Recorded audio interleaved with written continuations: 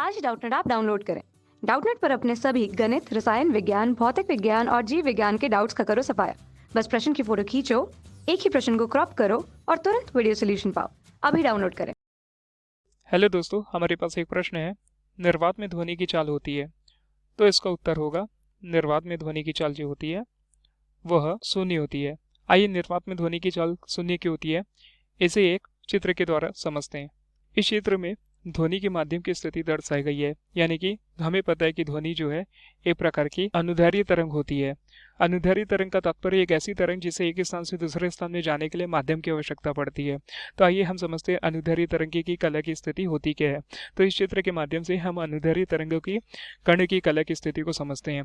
जैसे कि चित्र में दिखाया गया है, यह मान लीजिए कोई माध्यम है, या फिर ये इस माध्यम को हम हवा मान लेते हैं, और हवा में यह छोटे छोटे कण उपस्थित हैं।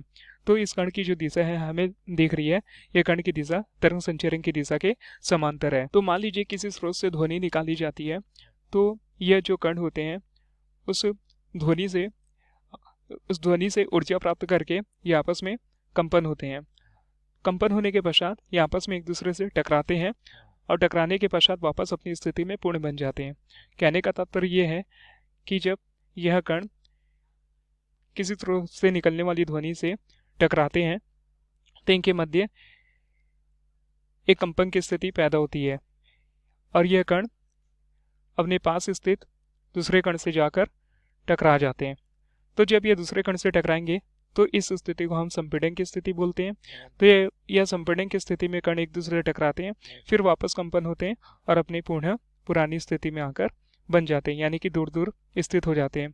तो इस स्थिति को हम विरलन की स्थिति बोलते हैं।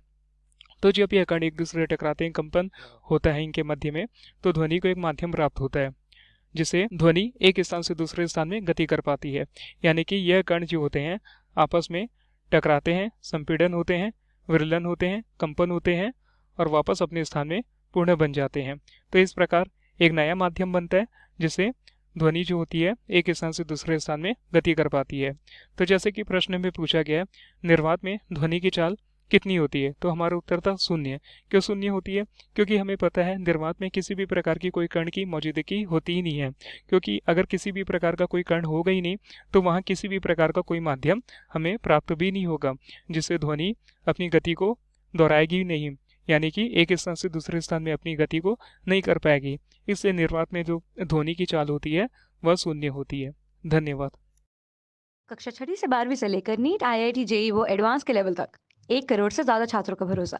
आज ही डाउनलोड करें डाउटनेट ऐप या व्हाट्सएप करें अपने सारे डाउट्स 8400 400 400 पर।